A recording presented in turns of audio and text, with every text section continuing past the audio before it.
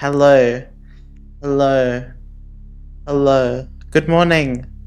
Good morning. Good morning. Nice to see you up early and in time for church.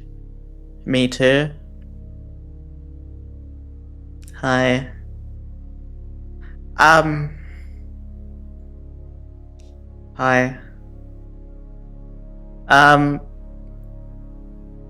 Blessed morning and welcome one and welcome all to church. Welcome to church.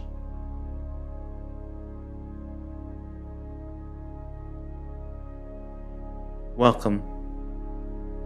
Hi.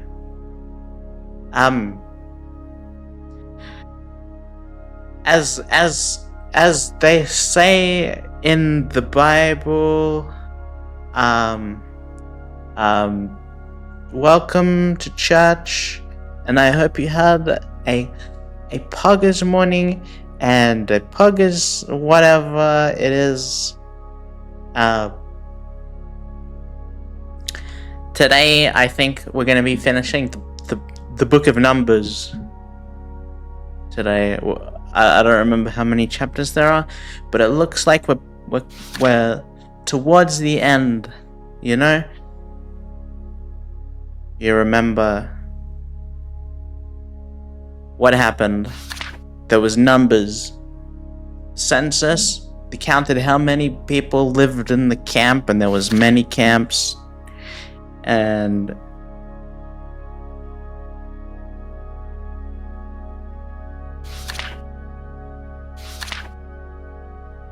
what did they do? We learned about the offerings that they did, offerings to the Lord. A man was stoned and killed for working on a Sunday, on the God's day. How dare he? I hope none of you are working on a Sunday, lest ye be stoned and put to death. I wouldn't want that. Because today, Sunday, is God's day, day of rest.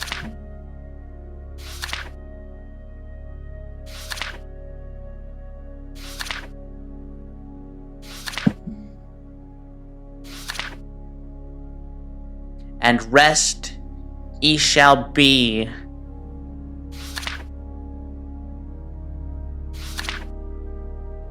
For on the seventh day, the Lord, he rested. After the world, the world he made, he rested.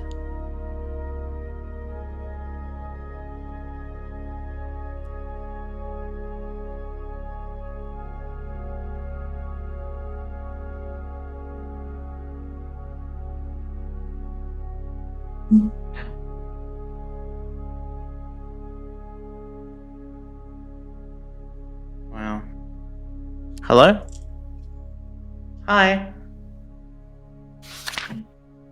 And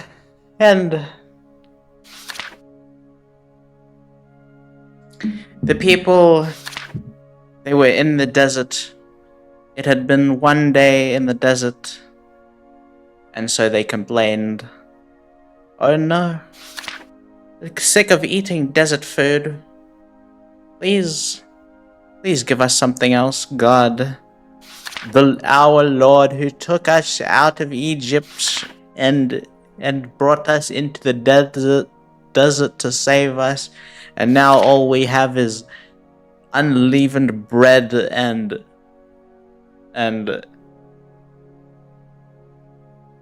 something." But they were complaining about not having meat to eat. even though they're surrounded by sheep and cow and goat. So I don't know what they were complaining about. Unless those were the Lord's animals for offerings, strictly offering animals.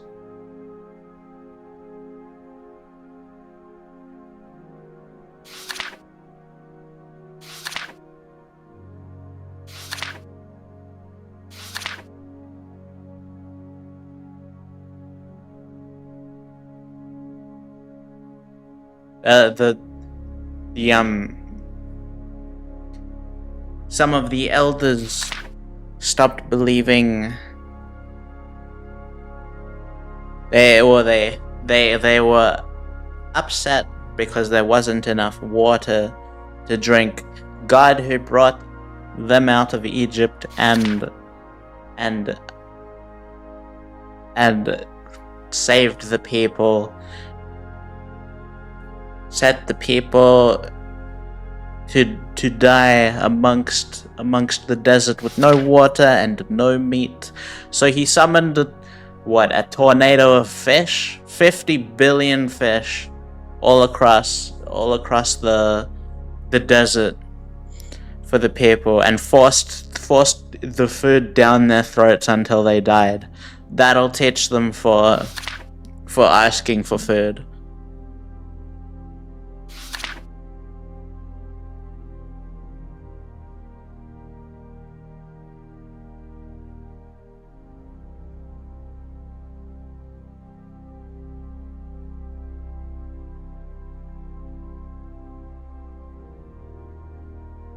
And then, hi Frog Sprite, good morning. And then the people complained again. Oh, but we don't have any water. I'm so thirsty. Oh no! Please, God, give me water. God, who took us out of Egypt to kill us in the desert. And he said, God spoke to Moses and said, politely ask the rock to leak some water, and show the people the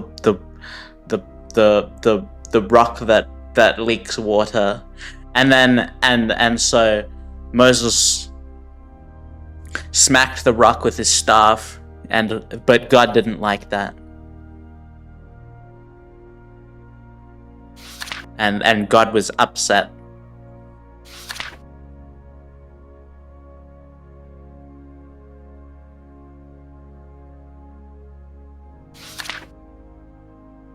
And then what happened?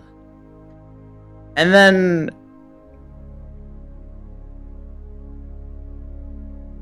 there's no bread, no water, blah, blah, blah, blah, blah. Complaining. More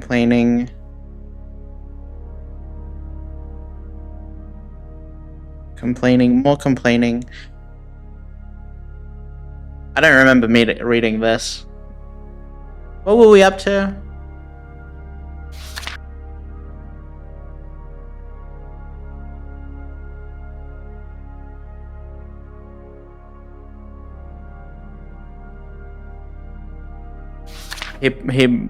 He made a snake, and the snake bit people because it was funny. I think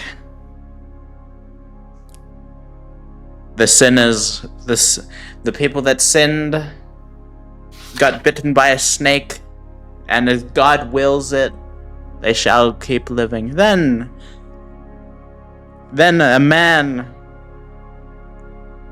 was summoned. And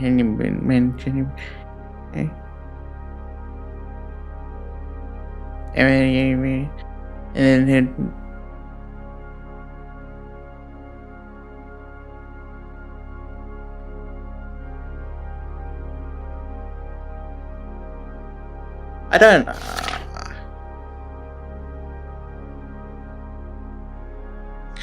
Balaam. We're reading about Balaam and Balak. Balak summons Balaam. Remember?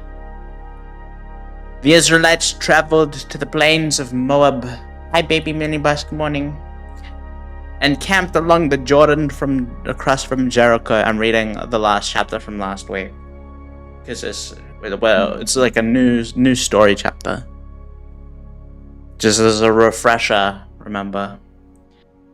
Balak, son of Zippor, saw all that Israel had done to the Amorites, and Moab was terrified because there were so many people. Indeed, Moab was filled with dread because of the Israelites.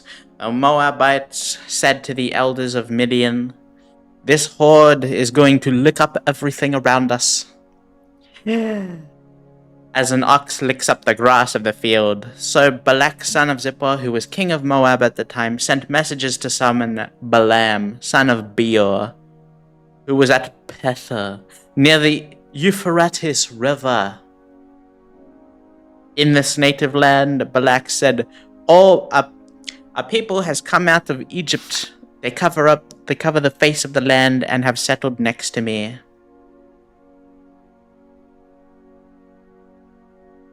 Now come and put a curse on these people, because they are too powerful for me. Perhaps then I will be able to defeat them and drive them out of the land, for I know that whoever you bless is blessed, and whoever you curse is cursed. So they thought if they brought this man to the city, that he could curse the Israelite people.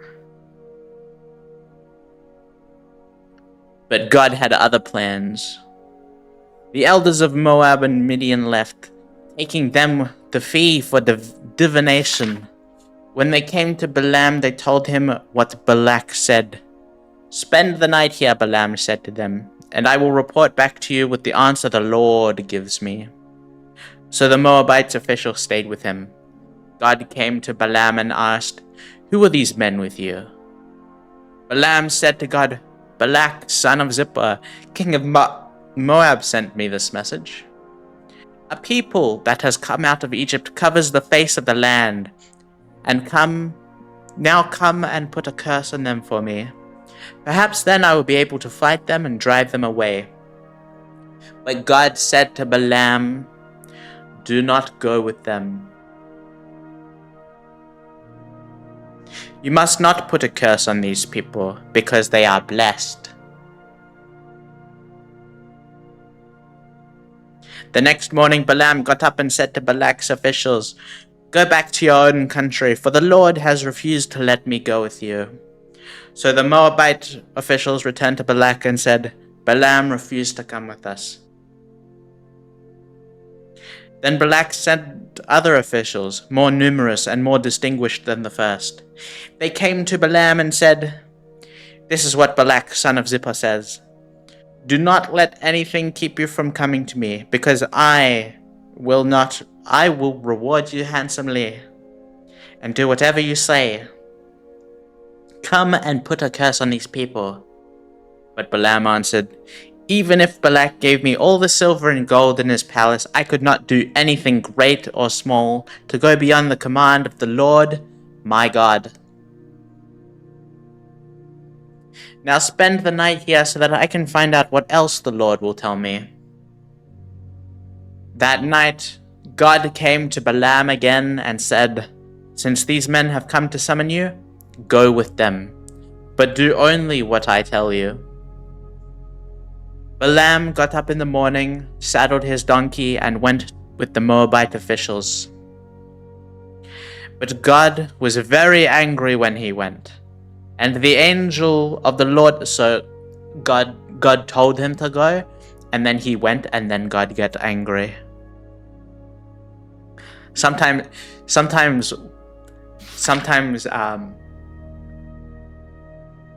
like when you say something, but you actually mean something else, but you forgot to say it out loud, so people think what you want is what you want, but actually what you want is something else. Fine, go with them. But then he went, and then he got angry. Sometimes God has women characteristics. Don't get me anything for my birthday. Oh my gosh, I love it. Actually hates it. The Lord The Lord got very angry when he went, and the angel of the Lord stood on the road to oppose him. Balaam was riding on his donkey, and his 2 servants were with him. When the donkey saw the angel of the Lord standing in the road with a drawn sword in his hand, it turned off the road into the field. Balaam beat it to get it back on the road.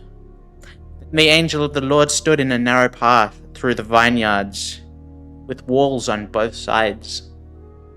When the donkey saw the angel of the Lord, it pressed close to the wall, crushing Balaam's foot against it. So he beat the donkey again.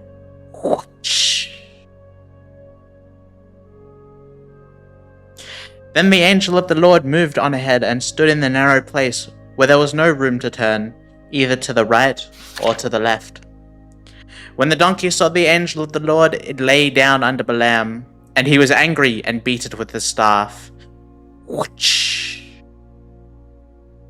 The Lord opened the donkey's mouth, and it said to Balaam, "What have I done to you to make you beat me these 3 times?" Balaam answered the donkey, "You have made a fool of me. If only I had a sword in my hand, I would kill you right now."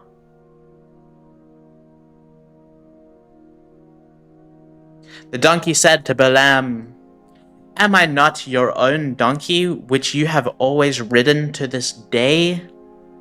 Have I been in the habit of doing this to you?" "No," he said. Then the Lord opened Balaam's eyes, and he saw the angel of the Lord standing in the road with his sword drawn. So he bowed low and fell face down. The angel of the Lord asked him, "Why have you beaten your donkey these 3 times?" "I have come here to oppose you, because your path is a reckless one before me. The donkey saw me and turned away from me these 3 times. If it had not turned away, I would have certainly killed you by now, but I would have spared it." Balaam said to the angel of the Lord, "I have sinned. I did not realize you were standing in the road to oppose me. Now if you are displeased, I will go back." So he couldn't see the angel. So it's his fault. It's his fault.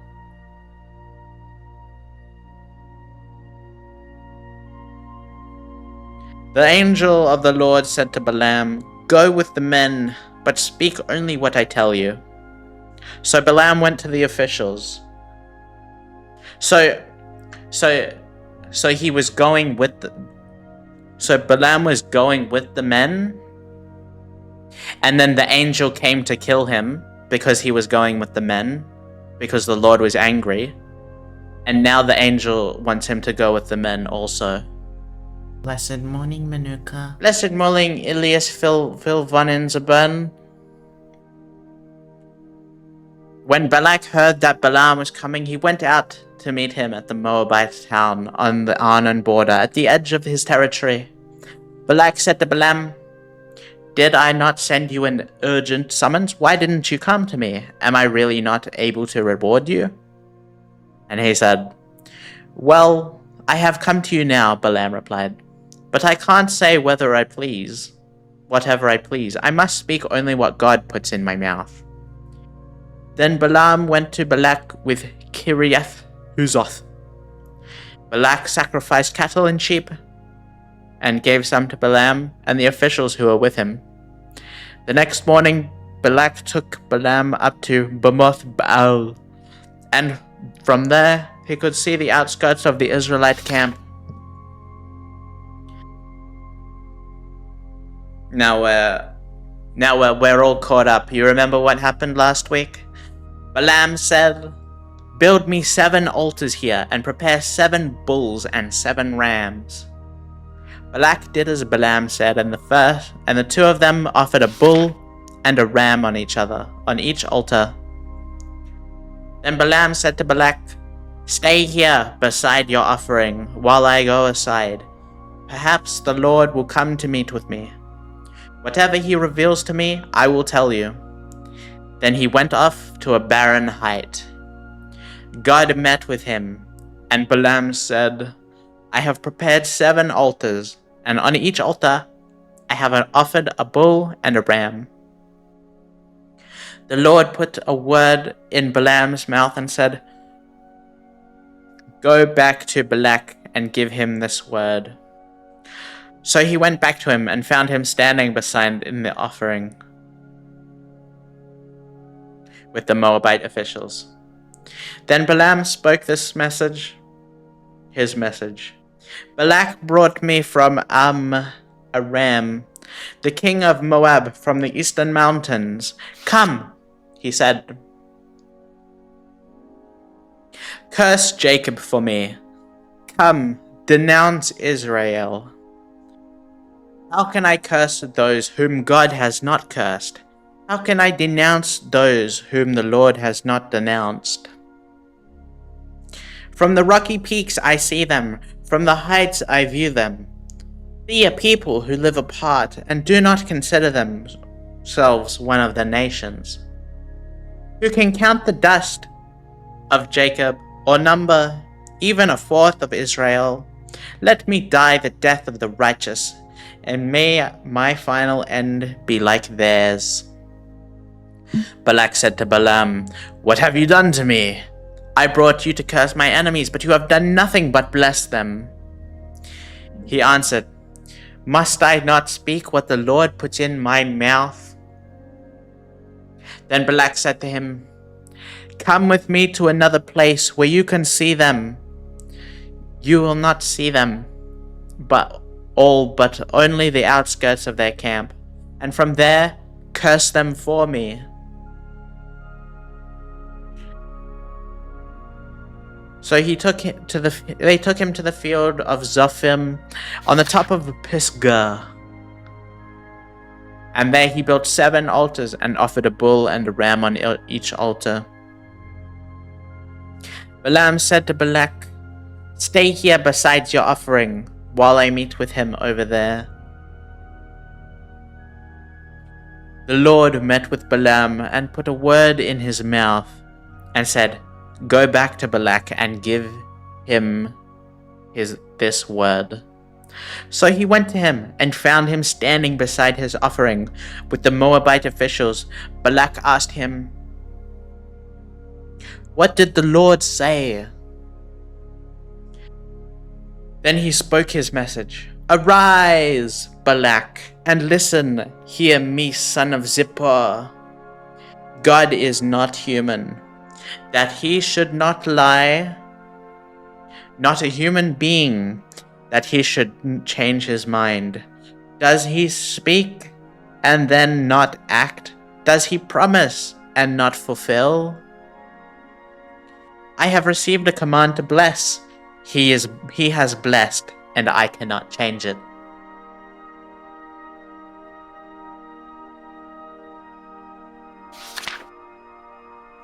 No misfortune is seen in Jacob, no misery observed in Israel. God changes his mind, doesn't he? Like when God wishes to strike down people, but then a single man says, "No, please, God, spare these people," and then he spares the people. Isn't that changing his mind? Or is that being convinced? No misfortune is seen in Jacob, no misery observed in Israel. The Lord their God is with them. The shout of the king is among them. God brought them up out of Egypt. They have the strength of a wild ox. There is no divination against Jacob, no evil omens against Israel. It will now be said of Jacob and Israel, "See what God has done." The people rise like a lioness. They rouse themselves like a lion that does not rest till it devours its prey and drink its blood of its victims. Then Balak said to Balaam, "Neither curse them at all, nor bless them at all." Balaam answered, Did I not tell you I must do whatever the Lord says? Then Balak said to Balaam, Come, let me take you to another place. Perhaps it will please the God to let you curse them for me from there. And Balak took Balaam on top of the pier overlooking a wasteland. Balaam said, Build me 7 altars here and prepare 7 bulls and 7 rams for me. Balak did as Balaam had said and offered a bull and a ram on each altar. Now when Balaam saw that it pleased the Lord to bless Israel, he did not resort to divination as at other times, but turned his face towards the wilderness.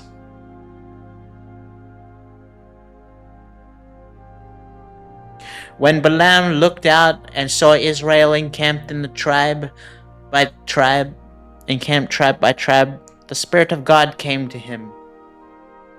And he spoke his message.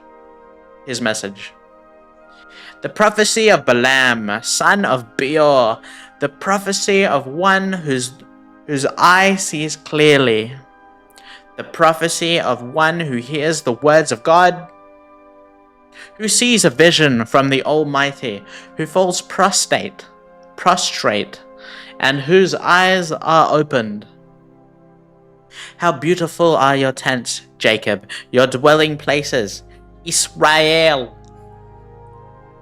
Like valleys they spread out, like gardens beside a river, like aloes planted by the Lord, like cedars besides the waters. Whoosh. Water will flow from their buckets, their seed will have abundant water. Their king will be greater than Agag, their kingdom will be exalted.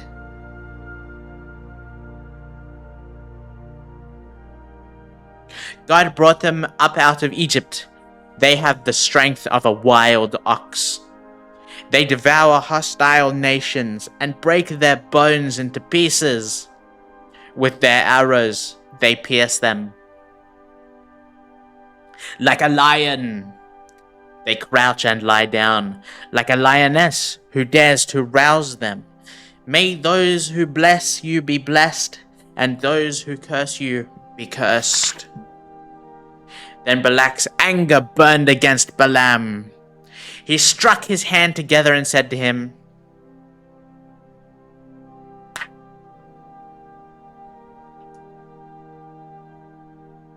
I summoned you to curse my enemies, but you have blessed them these 3 times. Now leave at once and go home.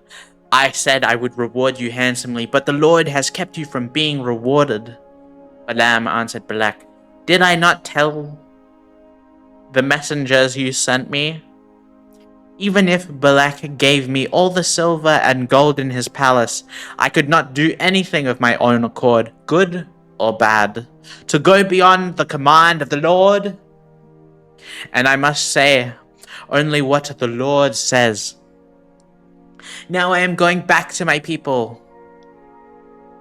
But come, let me warn you of what these people will do to your people in days to come. Then he spoke his message. The prophecy of Balaam, son of Beor, the prophecy of one whose eyes sees clearly. The prophecy of one who hears the words of God, who has the knowledge from the Most High, who sees a vision from the Almighty, who falls prostrate and whose eyes are opened. I see him, but not now. I behold him, but not near. A star will come out of Jacob. A scepter will rise out of Israel. He will crush the forehands of Moabs, the skulls of the people of Sheth. Edom will be conquered. Seir, his enemy, will be conquered, but Israel will grow strong. A ruler will come out of Jacob and destroy his saviors of the city.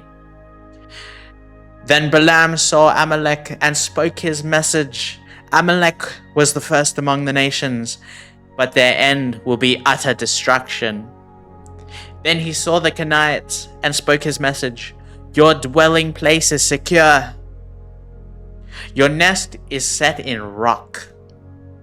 Yet you Canaanites will be destroyed when Ashur takes you captive. Then he spoke his message. Alas, who can live when God does this? Ships will come from the shores of Cyprus, and they will subdue Ashur and Eber, but they too will come to ruin. Then Balaam got up and returned home, and Balak went on his way. While Israel was staying in Shittim, the men began to indulge in sexual immorality with the Moabite women. They're not allowed to do that. Who invited them to the sacrifices to their gods? The people who ate the sacrificial meal and bowed down before the gods. So Israel yoked themselves to the Baal of Peor, and the Lord's anger burned against them.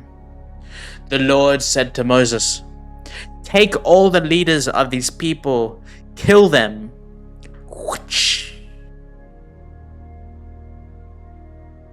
Kill them, and expose them in broad daylight before the Lord, so that the Lord's fierce anger may turn away from Israel.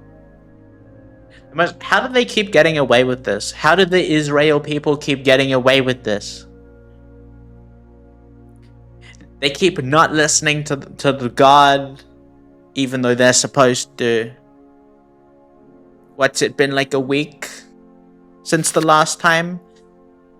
The Lord said to Moses,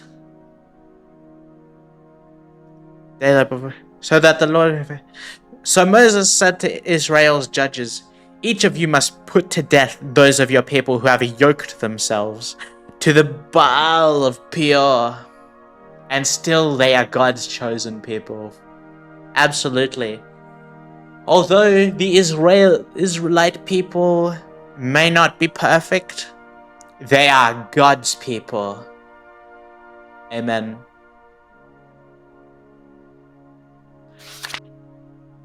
So Moses said to the Israel judges, Then an Israelite man brought into the camp a Midianite woman right before the eyes of Moses and the whole assembly of Israel, while they were weeping at the entrance to the tent of meeting. When Phinehas, son of Eleazar, the son of Aaron, the priest, saw this, he left the assembly, took a spear in his hand, and followed the Israelite into the tent. He drove the spear into both of them. Wow, this is gruesome. Right through the Israelite man and into the woman's stomach. Then the plague against the Israelites was stopped.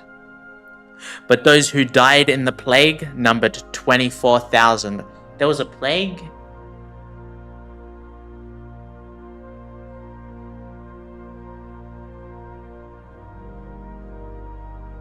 Dang. The Lord said to Moses, "Phinehas, son of Eleazar,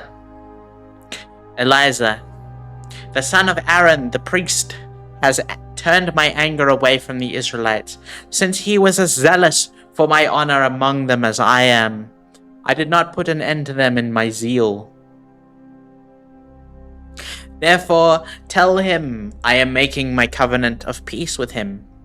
He and his descendants will have a covenant of a lasting priesthood, because he was zealous for the honor of his God and made atonement for the Israelites." The name of the Israelite who was killed with the Midianite woman was Zimri, son of Salu, the leader of the Simeonite family.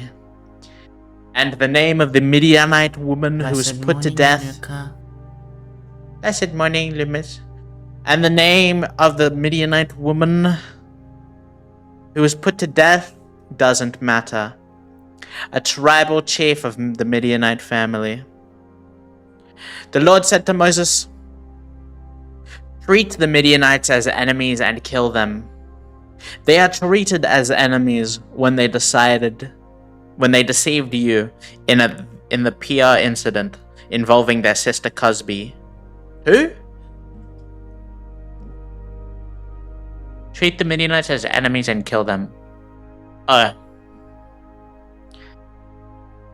The daughter of a Midianite leader, the woman who was killed when the plague came as a result of the incident. They call it the incident. Excuse me, what? After the plague, the Lord said to Moses and Eleazar, son of Aaron, the priest, "Take a census of the whole Israelite community by families, and those 20 years old." We're doing another census? No. But we did a census at the beginning of the book. Take a census of the whole Israelite community by family, all those 20 years old or more who are able to serve as in the army of Israel. So on the plains of Moab by the Jordan, across from Jericho, Moses and Eleazar the priest spoke with them and said, "Take a census of the men 20 years old or more, as the Lord commanded Moses. These were the Israelites who came out of Egypt.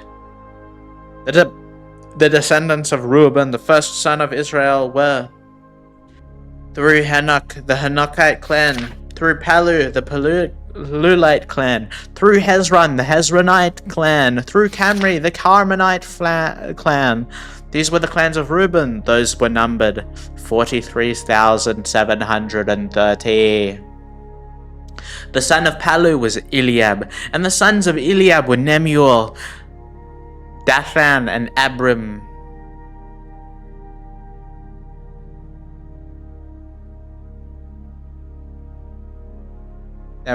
The same Dathan and Abram were the community officials who rebelled against Moses and Aaron, and who were among Korah's followers when they rebelled against the Lord.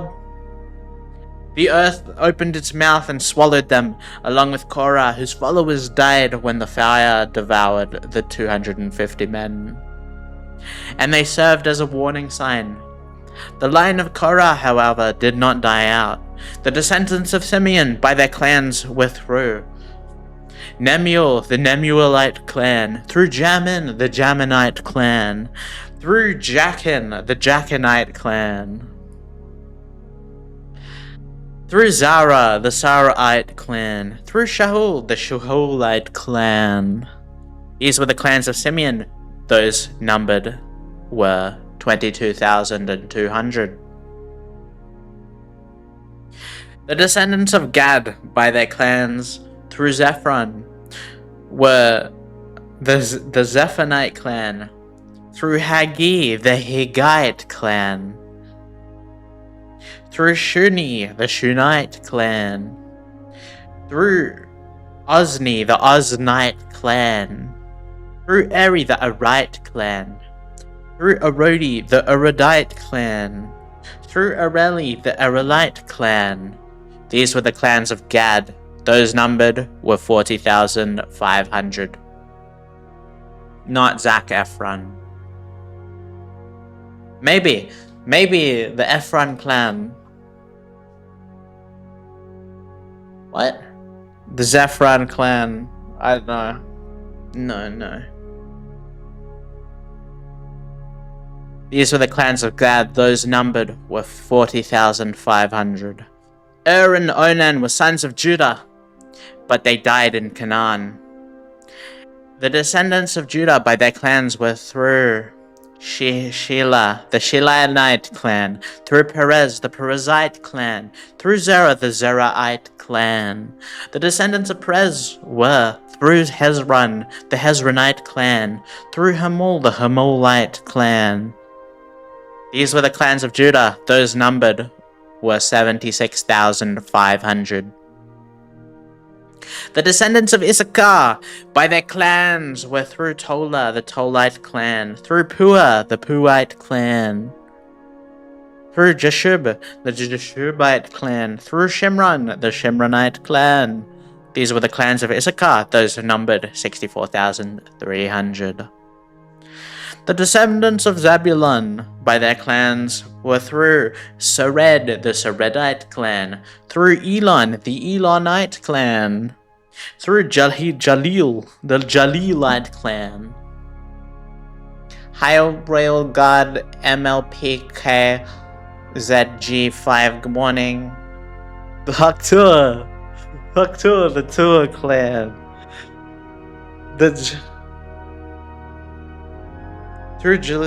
These were the clans of Zebulun. Those numbered were 60,500. The descendants of Joseph by their clans, through Manasseh and Ephraim, were the descendants of Manasseh through Machir and the Machirite clan. Machir was the father of Gilead. Through Gilead, the Gileadite clan. I'm wanting to clarify one more thing. Go on.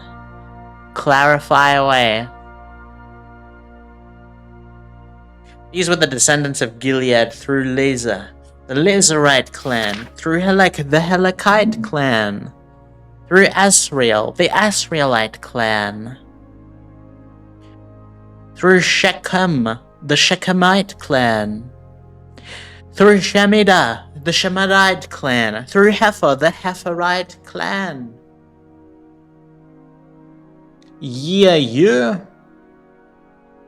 I don't know what that means.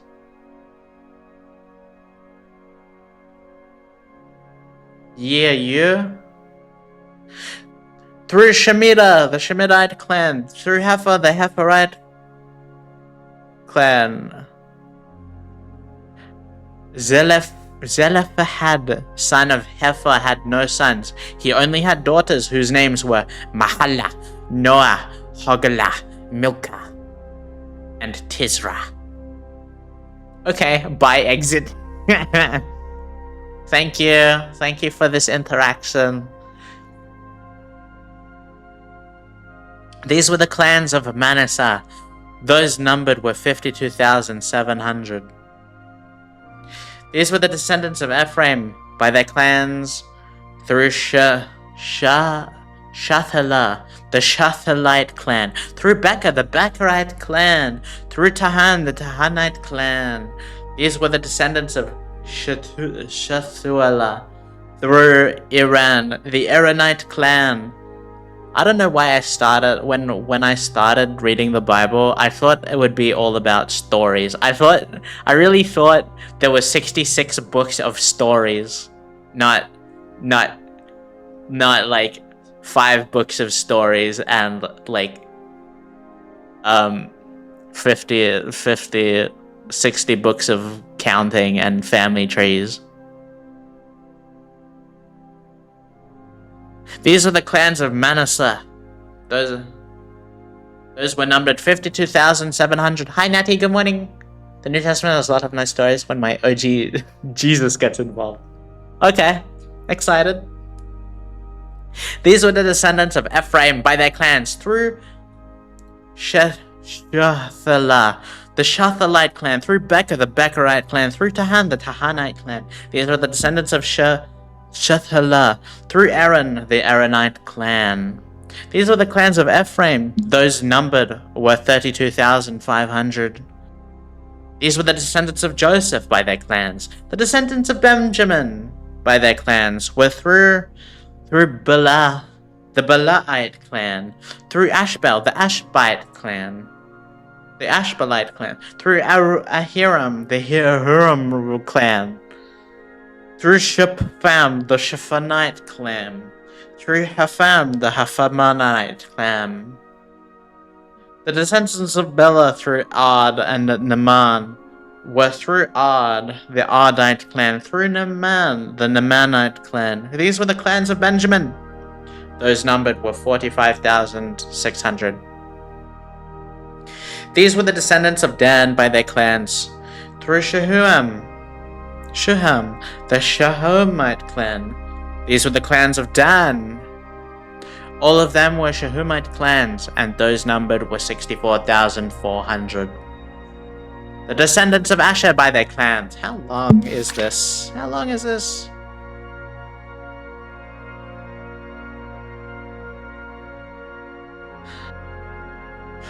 See, the Shemimite clans, those were numbered 64,400.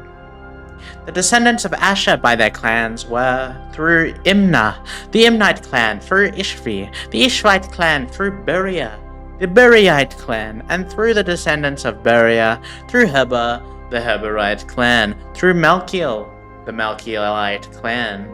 Asher had a daughter named Sarah. These were the clans of Asher. Those numbered were 53,400. The descendants of Naphtali, by their clans, were through Jehizel, Jehizalite clan, through Guni, the Gunite clan, through Jezer, the Jezerite clan, through Shalem, the Shalemite clan. These were the clans of Naphtali. Those numbered were 45,400. Yeah, the Guni clan. The number of the men of Israel was 601,730,000. The Lord said to Moses, "The land is to be allotted to them as an inheritance based on the number of names. To a larger group, give a larger inheritance, and to a smaller group, a smaller one. Each is to receive its inheritance according to the number of those listed. To be sure that the land is distributed by lot. What each group inherits will be according to the names for its ancestral tribe. Each inheritance is to be distributed by lot among the larger and smaller groups." These were the Levites who were counted by their clans, through Gershon, the Gershonite clans, through Kohath, the Kohathite clans, through Merari, the Merariite clan. These were also the Levite clans, the Libnite clan, the Hebronite clan, the Mahalite clan, the Mushalite clan, the Kohalite clan. Kohalite was the forefather of Amram. The name of Amram's wife was Jochebed, the descendant of Levi, who was born to the Levites in Egypt. To Amram she bore Aaron, Moses, and their sister Miriam. Aaron was the father of Nadab and Abihu, Eleazar and Ithamar. But Nadab and Abihu died when they made an offering before the Lord with unauthorized fire. All the male Levites a month old or more were numbered 23,000. They were not counted along with the other Israelites because they received no inheritance among them. They are the ones counted by Moses and Eleazar, the priest, when they counted. Good morning, Manuka. Hi, Fame too. Good morning. Not one of them. These are the ones counted by Moses and Eleazar, the priest, when they counted the Israelites on the plains of Moab, by the Jordan across from Jericho. Not one of them was among those counted by Moses and Aaron, the priest, when they counted the Israelites in the desert of Sinai. For the Lord had told those Israelites they would surely die in the wilderness, and not one of them was left except Caleb, son of Jephunneh, and Joshua, son of Nun. The daughters of Zelophehad, son of Hepher, the son of Gilead, the son of Machir, the son of Manasseh, belonged to the clans of the Manasseh son of Joseph. The names of the daughters were Mahlah, Nohah, Hoglah, Milcah, and Tizrah. They came forward and stood before Moses, Eleazar, the priest, the leaders, and the whole assembly at the entrance to the tent of the meeting said, "Our father died in the wilderness. He was not among Korah's followers who banded together against the Lord, but he died for his own sin and left no sons. Why should our father's name disappear from his clan because he had no son? Give us property among our father's relatives." So Moses brought their case before the Lord, and the Lord said to him, What Zelophehad's daughter are saying is right. You must certainly give them property as an inheritance among their father's relatives, and give their father's inheritance to them. Say to the Israelites, if a man dies and leaves no son, give his inheritance to his daughter. If he has no daughter, give his inheritance to his brothers. If he has no brothers, give his inheritance to his father's brothers. If his father has no brothers, give his inheritance to the nearest relative in his clan, that he may possess it. This is to have the force of law for the Israelites, and the Lord commanded Moses. Then the Lord said to Moses, go up this mountain in the Abram range, and see the land that I have given the Israelites. After you have seen it, you too will be gathered to your people, as your brother Aaron was. For when the community rebelled at the waters in the desert of Zin, both of you disobeyed my command to honor me as holy before their eyes. These were the waters of Meribah Kadesh in the desert of Zin. I don't remember this. Then Moses said to the Lord, may the Lord, the God who gives breath to all living things, appoint someone over this community to go out and come in before them, who will lead them out and bring them in, so the Lord's people will not be like sheep without a shepherd. So the Lord said to Moses, take Joshua, son of Nun, a man in whom is the spirit of leadership, and lay your hand on him.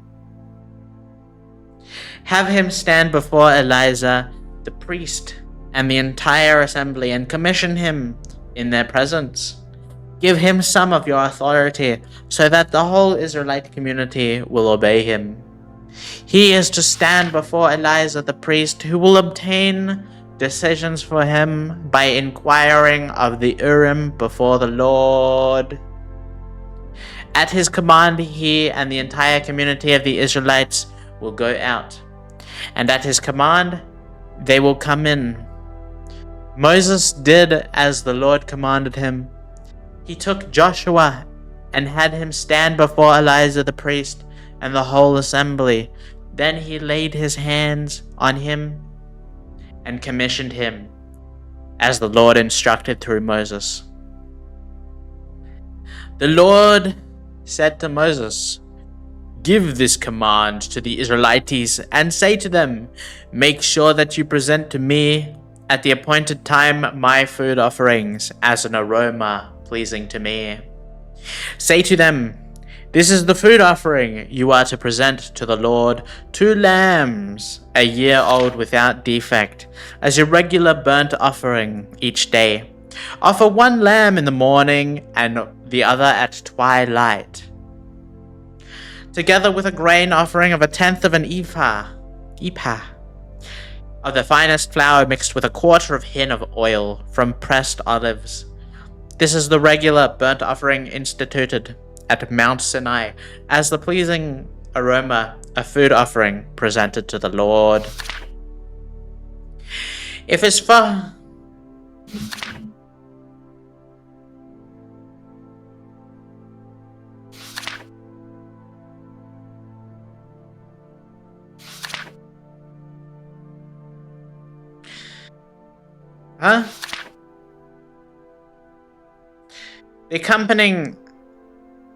The accompanying drink offering is to be 1/4 of a hin of fermented drink with each lamb.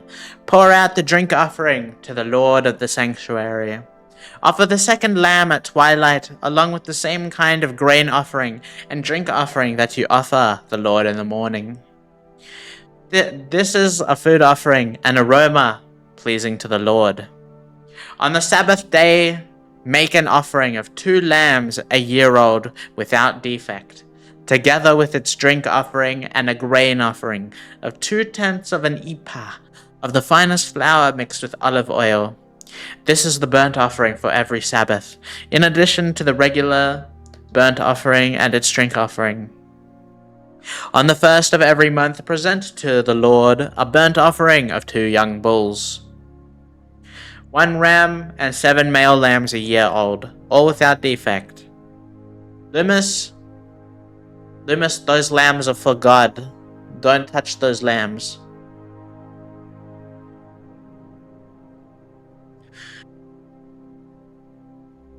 With each bull, there is to be a grain offering of 3/10 of an ephah of the finest flour with oil. With the ram, a grain offering of 2/10 of an ephah of the finest flour mixed with oil. And with each lamb, a grain offering of 1/10 of an ephah of the finest flour mixed with oil. This is for a burnt offering, a pleasing aroma, a food offering presented to the Lord. But God said it's my turn. No, he did not. No, he did not. Our God, who brought the Israelite people up out of Egypt, he deserves all the lamb, for he saved us. He saved us. He can have some lamb. He can have the lamb. Bearing false witness much? The accompanying drink offering is to be a quarter of a... With each bull there is to be a drink offering of half a hin of wine, with the ram a third of hin, and with each lamb a quarter of a hin. This is a monthly burnt offering to be made at each new moon during the year. Besides the regular burnt offering with its drink offering, 1 male goat is to be presented to the Lord as a sin offering.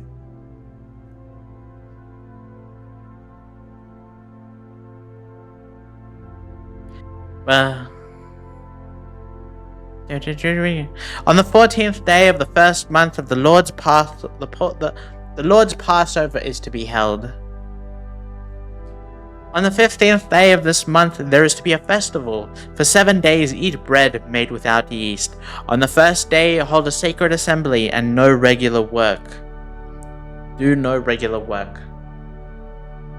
Present to the Lord a food offering consisting of a burnt offering of 2 young bulls, 1 ram, and 7 male lambs a year old without a defect.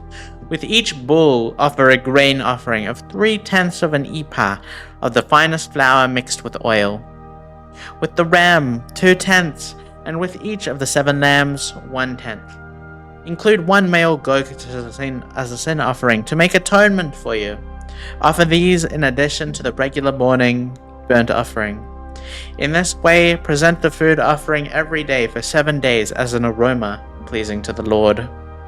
It is to be offered in addition to the regular burnt offering and its drink offering.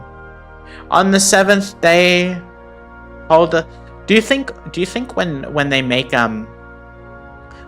an offering, does God eat the food? Does God eat it and drink it, or does it just disappear by the next day? Like God takes it up to heaven and eats it or something? Or do they have to clean it? Like they do all the sacrificing and stuff, and then the whole place is covered in blood and like decaying carcasses, and then they have to clean it.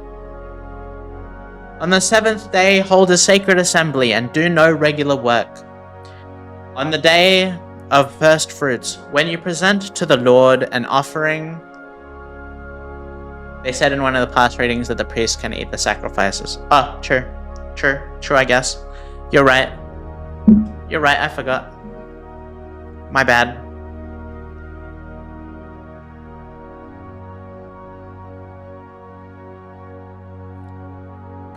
Present a burnt offering of 2 young bulls, 1 ram, and 7 male lambs a year old, as an aroma pleasing to the Lord. With each bull there is to be a grain offering of 3/10 of an ephah of the finest flour mixed with oil, with the ram 2/10, and with each of the 7 lambs 1/10.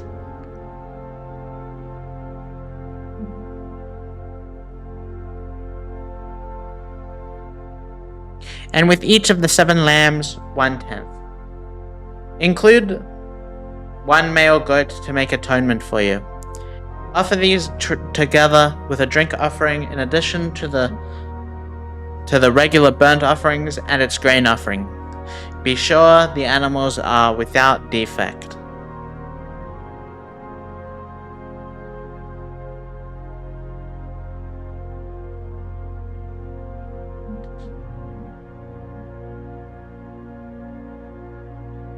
Um.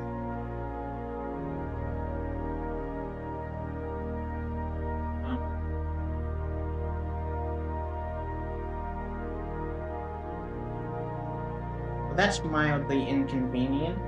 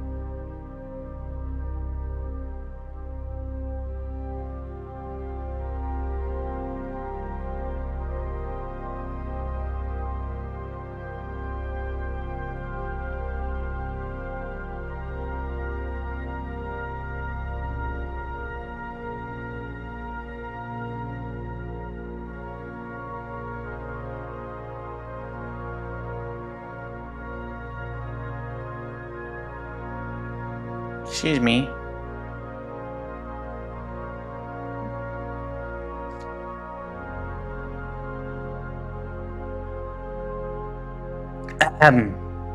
Where was I?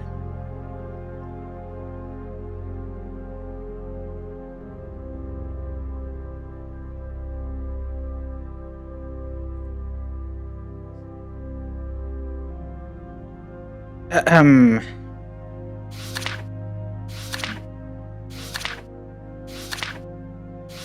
Thanks, Meta.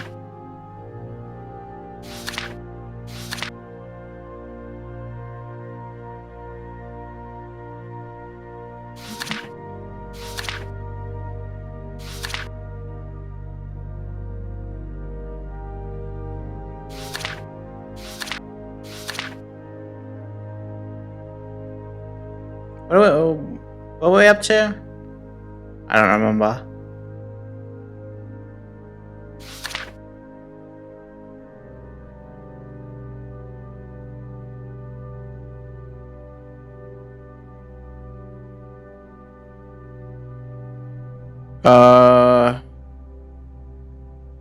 Okay.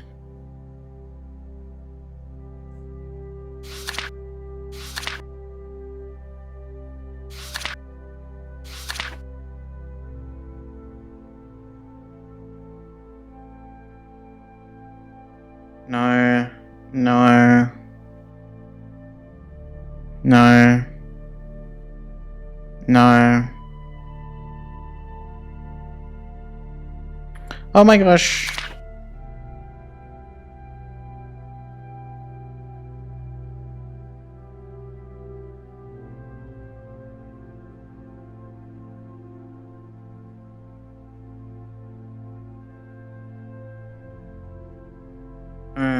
Present about each 7 land goat to make atonement. Offer these together. Blah, blah, blah, blah, blah.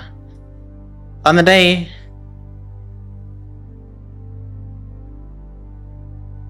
What did we read? On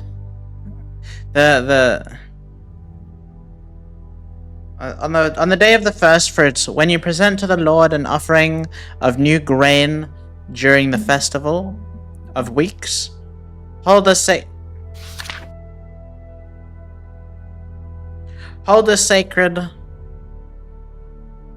assembly and do no regular work. Present a burnt offering of 2 young bulls, 1 ram, and 7 male lambs, a year old, as an aroma pleasing to the Lord. With each bull there is to be a grain offering of 3/10 of an ephah of finest flour mixed with oil. With the ram, 2/10, and with each of the 7 lambs, 1/10.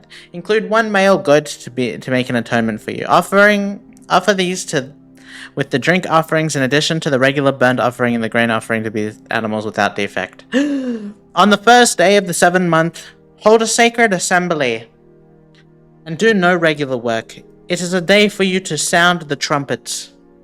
As an aroma pleasing to the Lord, offer a burnt offering of 1 young bull, 1 ram, and 7 male lambs, a year old, all without defect. With the bull, offer a grain offering of 3/10 of an ephah with the finest flour mixed with olive oil. With a ram,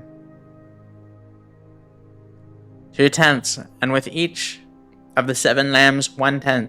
Include 1 male goat as a sin offering to make atonement for you. These are in addition to the monthly and daily burnt offerings, with their grain offerings and drink offerings are specified. They are food offerings presented to the Lord, a pleasing aroma. On the 10th day of the 7th month, hold a sacred assembly. You must deny yourselves and do no work. Present as an aroma pleasing to the Lord a burnt offering of 1 young bull, 1 ram, 7 male lambs, a year old, all without defect. With the bull, offer a grain offering of 3/10 of an ephah of the finest flour mixed with oil.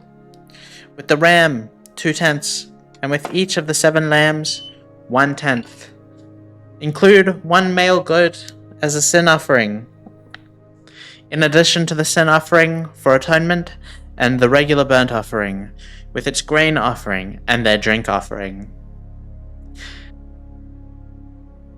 On the 15th day of the 7th month, hold a sacred assembly and do no regular work. Celebrate a festival to the Lord for 7 days. Present as an aroma pleasing to the Lord a food offering consisting of a burnt offering of 13 young bulls, 2 rams, and 14 males, lambs, a year old, all without defect. With each of the 13 bulls, offer a grain offering of 3/10 of an ephah of the finest flour mixed with oil, and each of the 2 rams, 2/10, and each with the 14 lambs, 1/10. Include 1 male goat as a sin offering, in addition to the regular burnt offering with its grain offering and drink offering. On the 2nd day, offer 12 young bulls. Offer 12 young bulls, 2 rams, and 14 male lambs a year old, all without defect. With the bulls, rams, and lambs, offer their grain offerings and drink offerings according to the number specified. Include 1 male goat as a sin offering in addition to the regular burnt offering with its grain offering and their drink offering. On the 3rd day, offer 11 bulls, 2 rams, 14 male lambs a year old, all without defect. With the bulls, rams, and lambs, offer their grain offerings and drink offerings according to the number specified. Include 1 male goat as a sin offering, in addition to the regular burnt offerings with its grain offering and drink offering. On the 4th day, offer 10 bulls, 2 rams, and 14 male lambs a year old, all without defect. With the bulls, rams, and lambs, offer their grain offerings and drink offerings according to the number specified. Include 1 male goat as a sin offering, in addition to the regular burnt offerings with its grain offering and drink offering. On the 5th day, offer 9 bulls, 2 rams, and 14 male lambs a year old, all without defect. With the bulls, rams, and lambs, offer their grain offerings and drink offerings according with the number specified. Include 1 male goat as a sin offering, in addition to the regular burnt offering with its grain offering and drink offering. On the 6th day, offer 8 bulls, 2 rams, and 14 male lambs a year old, all without defect. With the bulls, rams, and lambs, offer their grain offerings, a drink offering according to the number specified. Include 1 male goat as a sin offering, in addition to the regular burnt offering with its grain offering and a drink offering. On the 7th day, offer 7 bulls, 2 rams, 14 male lambs a year old, all without defect. With the bulls, rams, and lambs, offer their grain offerings and drink offering according to the number specified.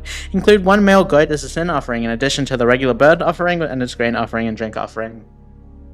On the 8th day, hold a closing special set assembly and do no regular work. Present as an aroma pleasing to the Lord a food offering consisting of burning of 1 bull, 1 ram, and 7 male lambs a year old, all without defect. With the bull, the ram, the lambs, offer their grain offering and drink offerings to according to the number specified. Include 1 male goat as a sin offering, in addition to the regular burnt offering with its grain offering and drink offering, in addition to what you vow and your free will offerings. Offer these to the... Do we have free will if we have to... Is it a free will if we're forced to do it? Because if we don't do the offerings, then we die.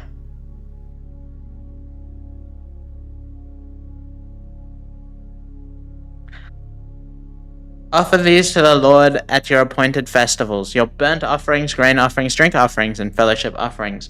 Moses told the Israelites all the Lord commanded him. Moses said to the heads of the tribes of Israel, "This is what the Lord commands. When a man makes a vow to the Lord or takes an oath to oblige himself by a pledge, he must not break his word, but must do everything he said. When a young woman still living with her father's household makes a vow to the Lord or obligates herself by a pledge, and her father hears about her vow or pledge but says nothing to her, then all her vows and every pledge by which she obligated herself will stand. But if her father forbids her when he hears about it, none of her vows or the pledges by which she obligated herself will stand. The Lord will release her because her father has forbidden her. If she marries after she makes a vow, or after her lips utter a rash promise by which she obligates herself, and her husband hears about it but says nothing to her, then her vows or the pledges by which she has obligated herself will stand.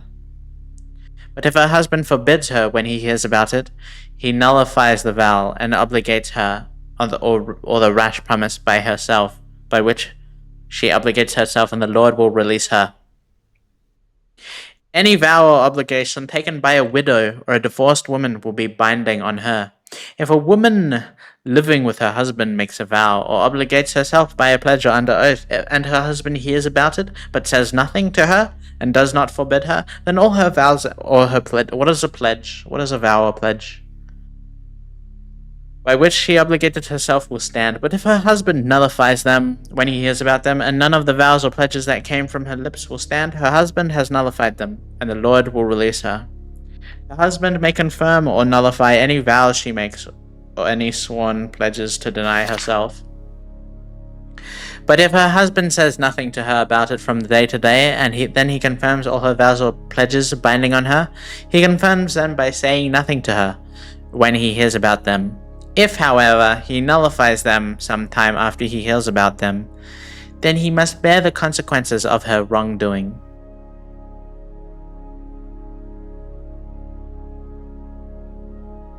These are the regulations that the Lord gave Moses concerning relationships between a man and his wife, and between a father and his younger daughter living at home. Oh, a pledge is like you pledge yourself to someone? The Lord said to Moses, "Take vengeance on the Midianites for the Israelites. After that you will be gathered to your people."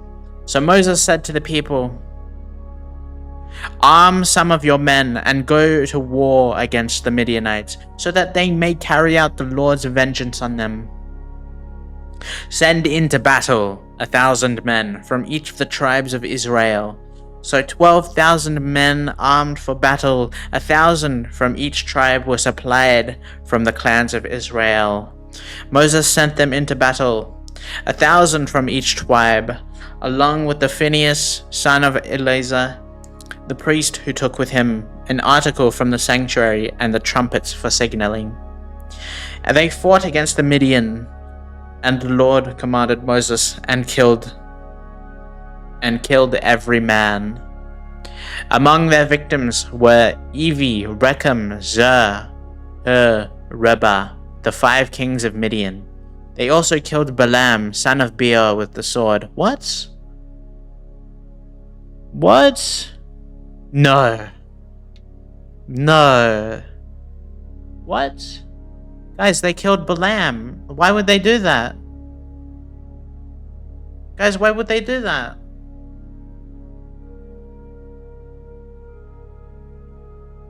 The Israelites captured the Midianite women and children and took all the Midianite herds, flocks, and goods as plunder. Balaam is the one that blessed the Israelite people. Balaam is the one that Balak sent to curse the people. But Balaam was like, no, I will not curse the people because God says that they will be blessed. He got killed. He should have cursed them then. Well, that wasn't nice.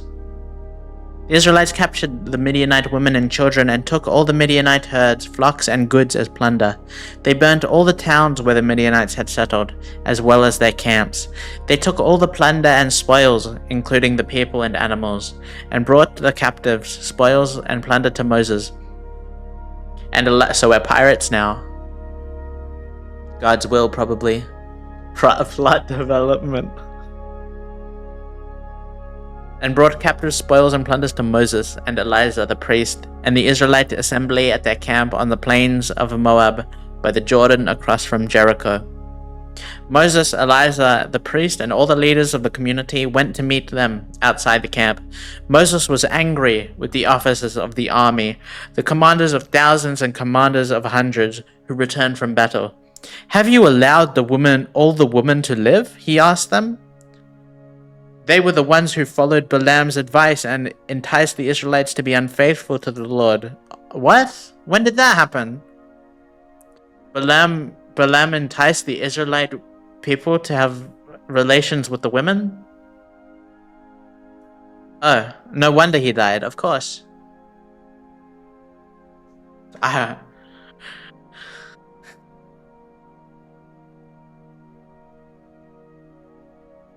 Enticed the unfaithful to the Lord in pure incident, so that a plague struck the Lord's people. Now kill all the boys, and kill every woman who has slept with a man. Kill all the boys. Children? Oh, good. But save for yourselves every girl who has never slept with a man. Anyone who has killed someone or touches someone who was killed must stay outside the camp for 7 days. On the third and seventh days you must purify yourselves and your captives. Purify every garment as well as everything made of leather, goat hair, or wood. Somehow it always goes back to women. And Eleazar the priest said to the soldiers who had gone into battle, "This is what is required by the law that the Lord gave Moses. Gold, silver, bronze, iron, tin, and lead, and anything else that can withstand fire must be put through the fire, and then it would be clean. But it must also be purified with the water of cleansing, and whatever cannot withstand fire must be put through water. On the 7th day wash your clothes, and you will be clean. Then you may come into the camp." The Lord said to Moses, "You and Eleazar the priest and the families' heads of the community are to count all the people and animals that were captured. Divide the spoils equally between the soldiers who took part in the battle and the rest of the community. From the soldiers who fought in battle, set apart as tribute from the Lord 1 out of every 500, whether the people, cattle, or donkeys or sheep. Take this tribute from their half share and give it to Eleazar, the priest, as the Lord's part. From the Israelites' half, select 1 out of every 50, whether the people, cattle, donkeys, sheep, or other animals. Give them to the Levites, who are responsible for the care of the Lord's tabernacle." So Moses and Eleazar, the priest, did as the Lord commanded Moses. The plunder remaining from the spoils that the soldiers took was 675,000 sheep, 72,000 cattle, 61,000 donkeys. That's a lot, guys. That's a lot of animals. And 32,000 women who had never slept with a man. The half share of those who fought in battle was 337,500 of sheep, of which the tribute for the lords was 675. 36,000 cattle, of which of the tribute for the Lord was 72. 30,500 donkeys, of which the tribute for the lords was 61. 16,000 people, of whom the tribute to the Lord was 32.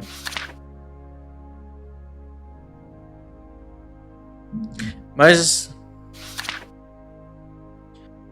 gave the tribute to Eleazar the priest as the Lord's part, as the Lord commanded Moses. The half belonging to the Israelites, which Moses set apart from that of the fighting men. The community's half was 337,500 sheep, 36,000 cattle, 30,500 donkeys, and 16,000 people. From the Israelites' half, Moses selected one out of every 50 people and animals, as the Lord commanded him, and gave them to the Levites, who were responsible for the care of the Lord's tabernacle. Then the officers who were over the units of the army, the commanders of thousands and the commanders of hundreds, went to Moses and said to him, "Your servants have counted the soldiers under your command, and not one is missing." That's impressive. How many people went to war and they're all returned? Blessed morning, Manuka. Hi, yes, Itoka, good morning. So we have brought an offering to the Lord, the gold article each of us acquired, armlets, bracelets, signet rings, earrings, and necklaces, to make atonement for ourselves before the Lord. Moses and Eleazar the priest accepted from them the gold, all the crafted articles. There was definitely at least one missing? No. Well, there wasn't. The God, our Lord the God, He protected the Israelite people. They all came back safe.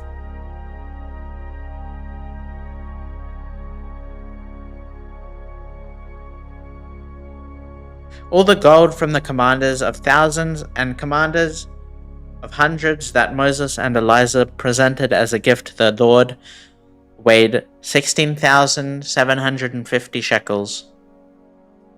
Each soldier had taken plunder for himself. Moses and Eleazar the priest accepted the gold from the commanders of thousands and the commanders of hundreds, and brought it into the tent of meeting as a memorial for the Israelites before the Lord. Hi Kaz, good morning. The Reubenites and the Gadites, who had very large herds and flocks, saw that the lands of Jazer and Gilead were suitable for livestock. So they came to Moses and Eleazar, the priest, and to the leaders of the community and said, Ataroth, Dibon, Jazer, Nimrah, Heshbon, Elealeh, Sabam, and Nebo and beyond.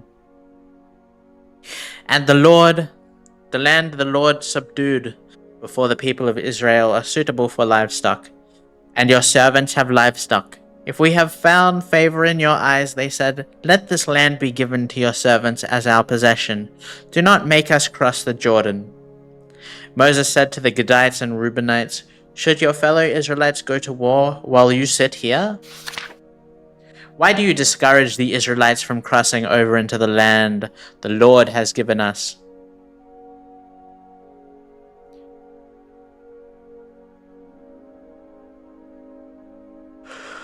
This is what your fathers did when I sent them from Kadesh.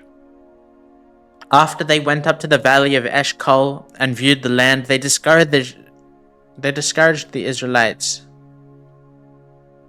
from entering the land the Lord had given them.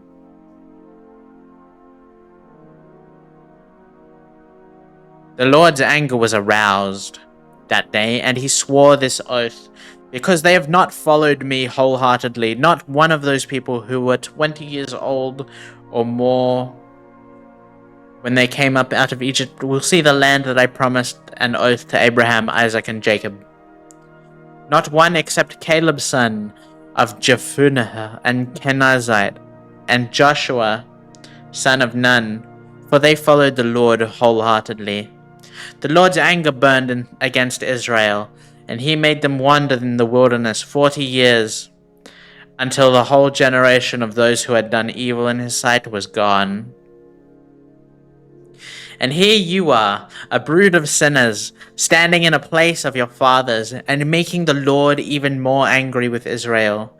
If you turn away from following him, he will again leave all this people in the wilderness, and you will be the cause of their destruction.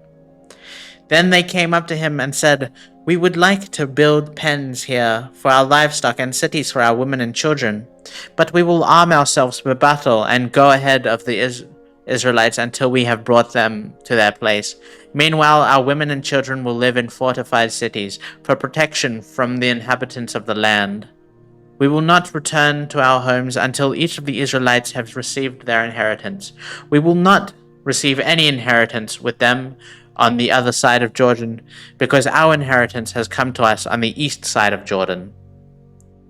Then Moses said to them, "If you do this, if you will arm yourself before the Lord for battle, and if all of you who are armed cross the Jordan before the Lord until he has driven his enemies out before him, then when the land is subdued before the Lord, you may return and be free from your obligation to the Lord and to Israel, and this land will be your possession before the Lord." Where is the Jordan? Where is Jordan? Is that in Israel? Or is Jordan...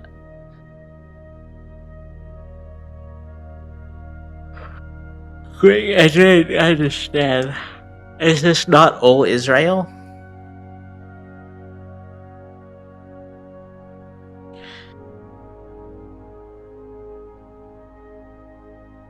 And then when the land is subdued, and this obligation to, and this will be the land of your possession before the Lord. But if you fail to do this, you'll be sinning against the Lord, and you may be sure that your sin will find you out. Build cities for your women and children, and pens for your flocks, but do what you have promised. The Gadites and Reubenites said to Moses, "We, your servants, will do as our Lord commands.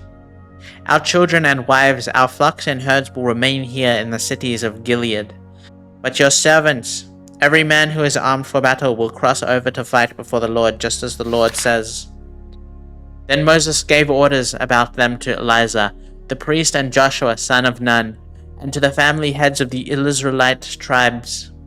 He said to them, "If the Gadites and Reubenites, every man armed for battle, cross over the Jordan with you before the Lord, then when the land is subdued before you, you must give them the land of Gilead as their possession.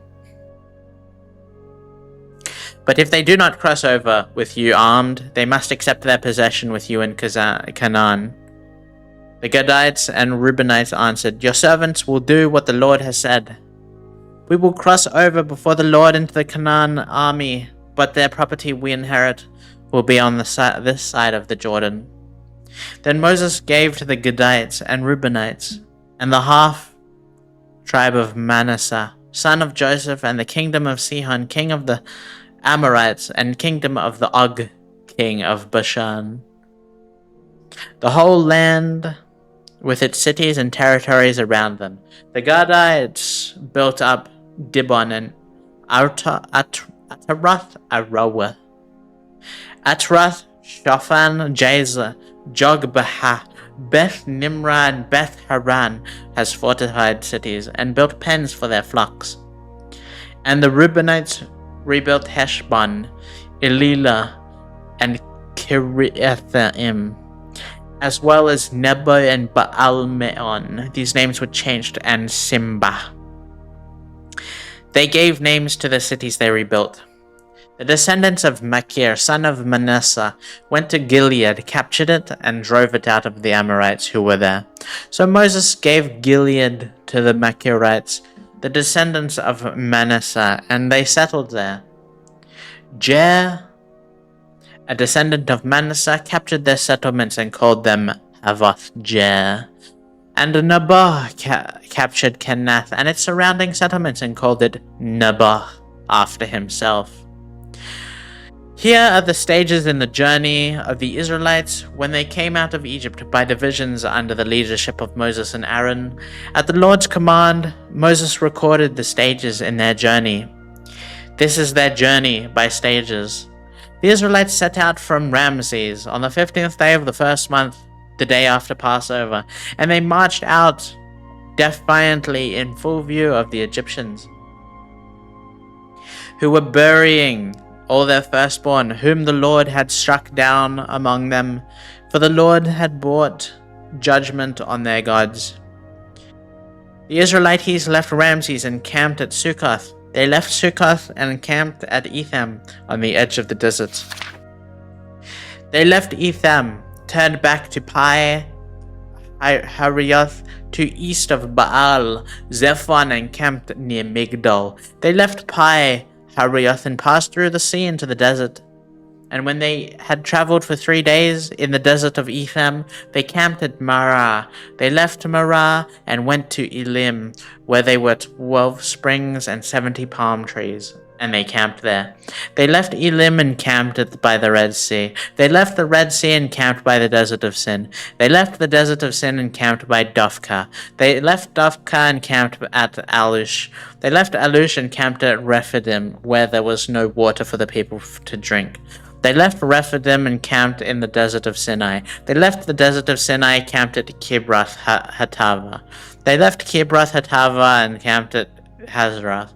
They left Hazeroth and camped at Rithmah.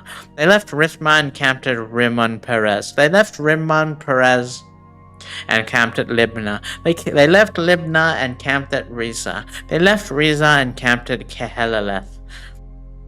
They left Kehelatha and camped at Mount Shephar. They left Mount Shephar and camped at Haradah. They left Haradah and camped at Mechaleth. They left Mechaleth and camped at Tahath. They left Tahath and camped at Terah. They left Terah and camped at Mithkah. They left Mithkah and camped at Hashmanah. They left Hashmanah and camped at Meserath. They left Meserath and camped at Beni Jakan. They left Beni Jakan and camped at Hor Hagadad. They left Hor Hagadad and camped at Jotbahatha. They left Jotbahatha and camped at Abranah. They left Abranah and camped at Ezion Geber. They left Ezion Geber and camped at Kadesh in the desert of Zin. They left Kadesh and camped at Mount Hor on the border of Edom. At the Lord's command, Aaron the priest went up the Mount Hor, where he died on the first day of the first month of the 40th year, after the Israelites came out of Egypt. Aaron was 123 years old when he died on Mount Hor. The Canaanite king of Ad, who lived in Negev of Canaan, heard that the Israelites were coming.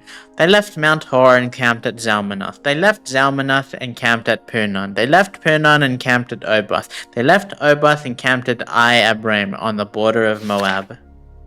They left Abram and camped at Dibon-Gad. They left Dibon-Gad and camped at Almon Diblathiham.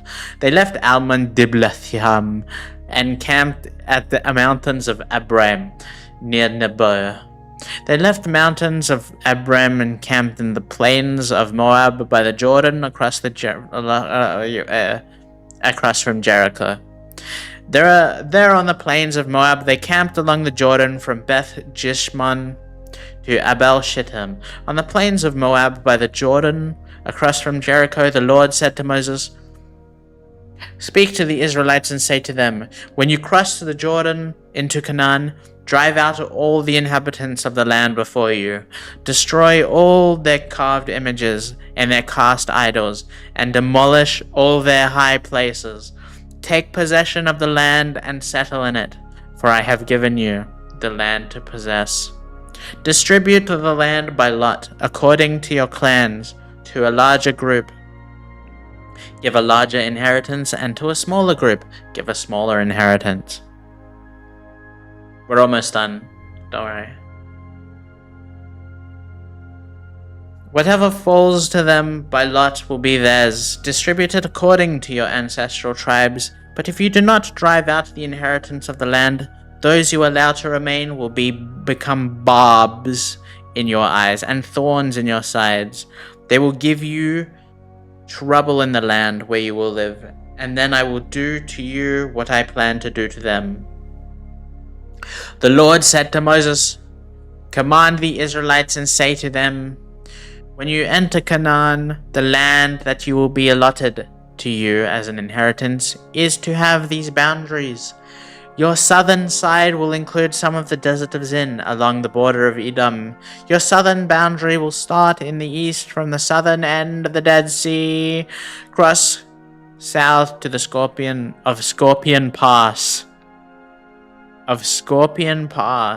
Continue on to Zin and go south of Kadesh Barnea.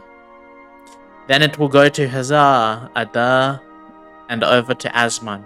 Well, it will turn, join the Wadi of Egypt and end at the Mediterranean Sea. Your western boundary will be the coast of the Mediterranean Sea. This will be your boundary on the west. For your northern boundary, run a line from the Mediterranean Sea to Mount Hor, and from Mount Hor to Lebo Hamath. Then the boundary will go to Zedad. Continue to Zephron and end the Hazar Enan. This will be your boundary on the north. For your eastern boundary, run a line from Hazar Enan to Shepham. Boundary will go down from Shepham to Riblah on the east side of Ain and continue along the slopes east of Sea of Galilee. And the boundary will go down along the Jordan and end at the Dead Sea. This will be your land, with its boundaries on every side. Moses commanded the Israelites, assign this land by lot as an inheritance. The Lord has ordered that it to be given to the 9.5 tribes, because the families of the tribe of Reuben, the tribe of Gad, and the half-tribe of Manasseh have received their inheritance. These 2.5 tribes have received their inheritance east of Jordan, across from Jericho, toward the sunrise. The Lord said to Moses, "These are the names of the men who are to assign the land for you as an inheritance: Eleazar, the priest, and Joshua son of Nun, and appoint one leader from each tribe to help assign the land. These are their names: Caleb son of Jephunneh, from the tribe of Judah; Shemuel, son of Ammihud, from the tribe of Simeon; Elidad, son of Kislon, from the tribe of Benjamin; Bukki, son of Jogli."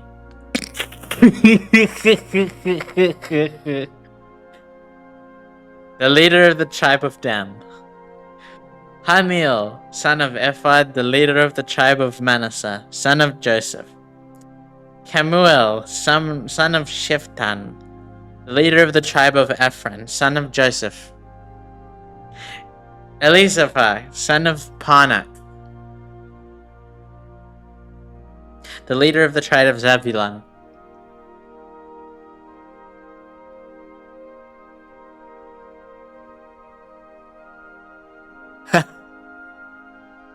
Paltiel, son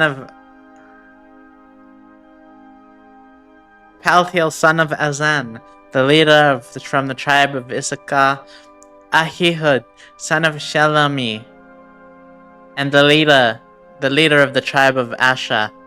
Okay, think of it like this, Loomis. Maybe this will help you order some food. Think of it like this. What if... Okay. Every time... Think about it. Every time you didn't order food...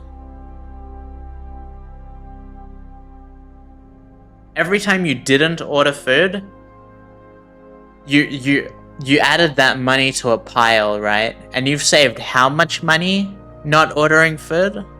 And so you're taking a bit of money from that pile to order a special treat for yourself, as God wills it. And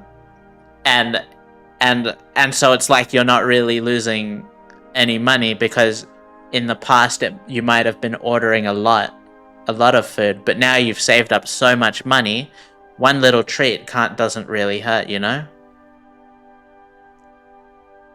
Paltiel, son of Azan, the leader from the tribe of Issachar. Ahihud, son of Shalomi, the leader from the tribe of Asher. Pedahel, son of Amihud, the leader from the tribe of Naphtali. These are the men the Lord commanded to assign to the inheritance to the Israelites in the land of Canaan. Town on the plains. We've got 2 more chapters, and then we're done.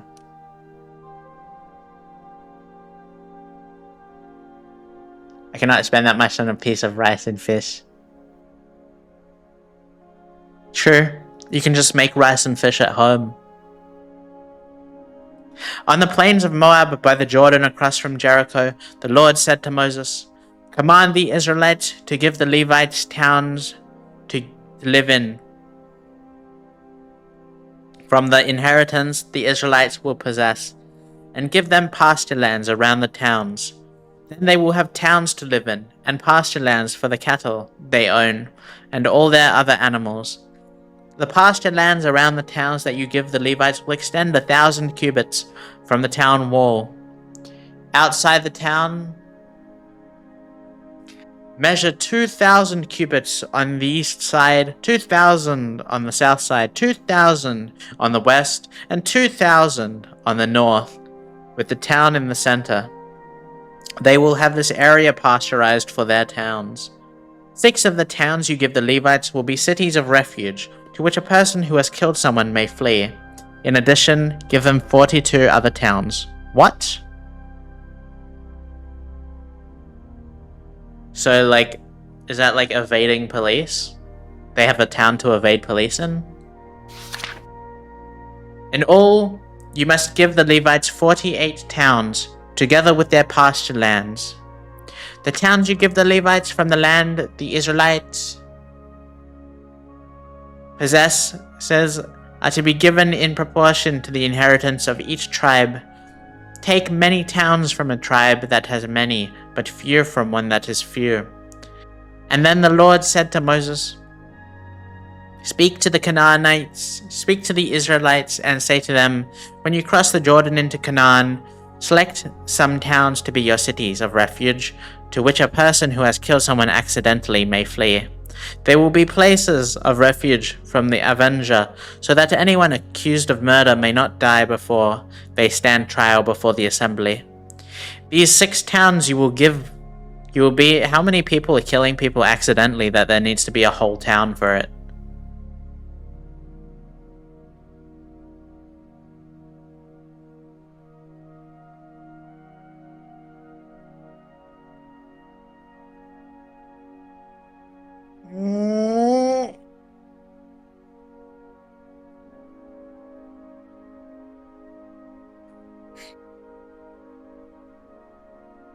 There will be places for refuge from the avenger, so that anyone accused of murder may not die before they stand trial before the assembly.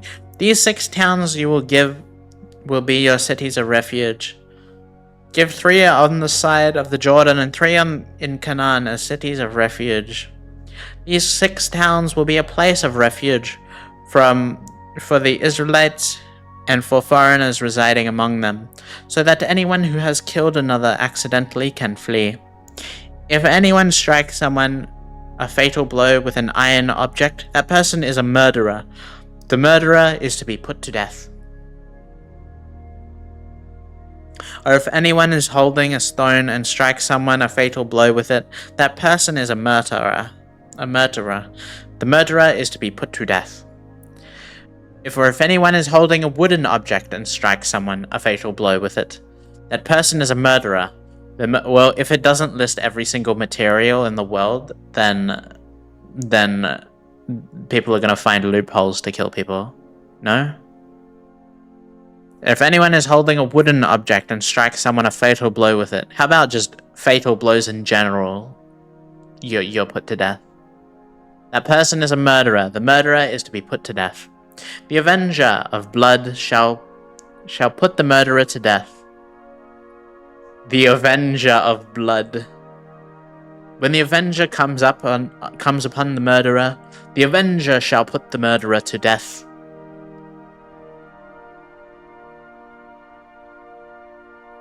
If anyone with malice aforethought shoves another or throws something at them intentionally so that they die, or if out of enmity one person hits another with their fist so that the other dies, the person is to be put to death. That person is a murderer. The avenger, blood of blood, shall put the murderer to death when they meet. Who is the avenger of blood? Do they have like a... just like a man? Just like like a man goes up around as a Grim Reaper?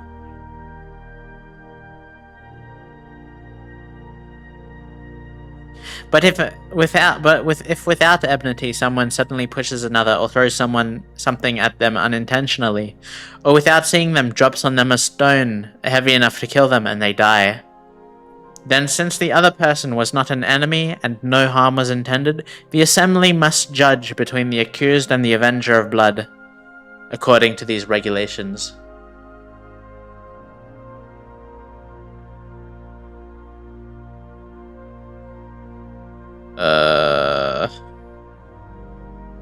The assembly must protect the one accused of murder from the avenger of blood and send the accused back to the city of refuge to which they fled.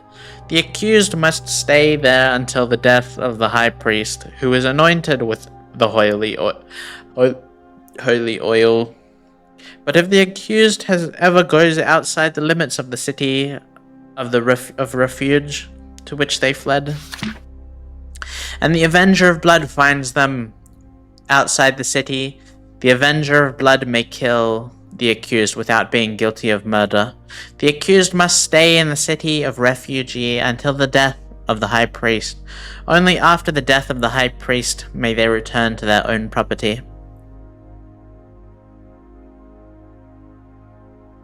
This is to have the force of law for you throughout the generations to come, and wherever you live.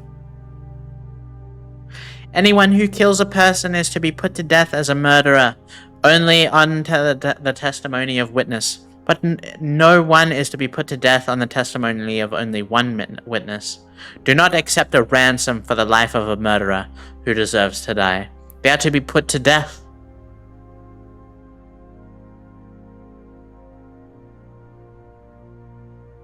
Do not accept a ransom for anyone who has fled to a city of refuge, and so allow them to go back and live on their own land before the death of the high priest.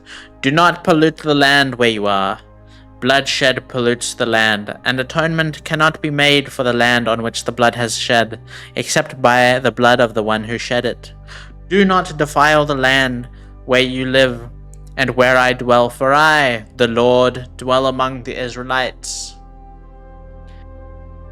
The family heads of the clan of Gilead, son of Machir, the son of Manasseh, who were from the clans of the descendants of Joseph, came and spoke before Moses and the leaders and the heads of the Israelite families. And they said, "When the Lord commanded my Lord to give the land as an inheritance to the Israelites by lot, he ordered you to give the inheritance of our brother Zelophehad to his daughters. Now suppose they marry men from other Israelite tribes, then their inheritance will be taken from our ancestral inheritance and added to that of the tribe they marry into. And so part of the inheritance allotted to us will be taken away. When the year of the Jubilee for the Israelite comes, their inheritance will be added to that of the tribe into which they marry, and their property will be taken from the tribal inheritance of our ancestors." Then at the Lord's command, Moses gave this order to the Israelites: "What the tribe of the descendants of Joseph is saying is right. This is what the Lord commands for Zelophehad's daughters. They may marry anyone they please as long as they marry within their father's tribal clan. No inheritance in Israel is to pass from one tribe to another, for every Israelite shall keep the tribal inheritance of their ancestors. Every daughter who inherits the land in any Israelite tribe must marry someone in her father's tribal clan, so that every Israelite will possess the inheritance of their ancestors. No inheritance may pass from one tribe to another, for each Israelite tribe is to keep the land it inherits. So Zelophehad's daughters did as the Lord commanded Moses. Zelophehad's daughters, Mahalath, Tisra, Hoglah, and Milcah, and Noah, married their cousins. Wait.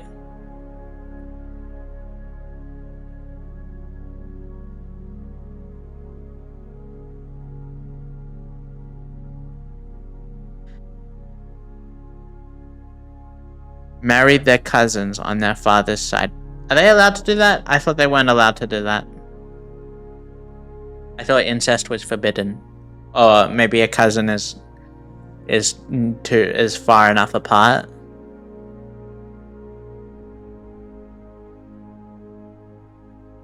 They married within the clans of the descendants of Manasseh, son of Joseph, and their inheritance remained in their father's tribe and clan.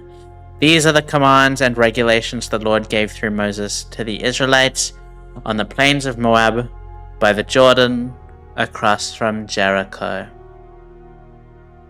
Wow. Wow. Wow.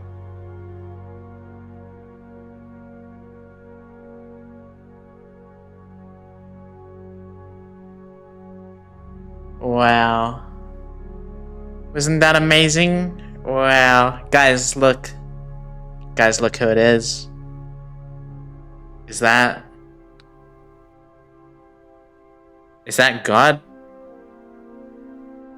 Tim? That's him. God who brought the Israelites up out of Egypt and killed everybody in Israel and gave the land to the Israelites. Amen. Amen. Wow. Wow. Wow. We finished another book. Another book.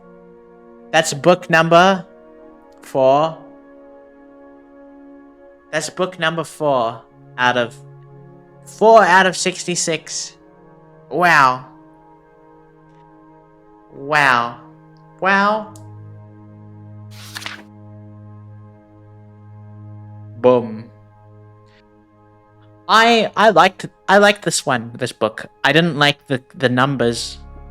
I didn't like the numbers, but there was some good stories in this one.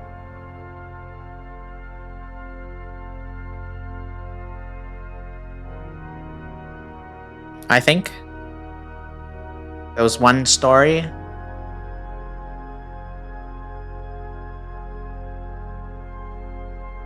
Wow.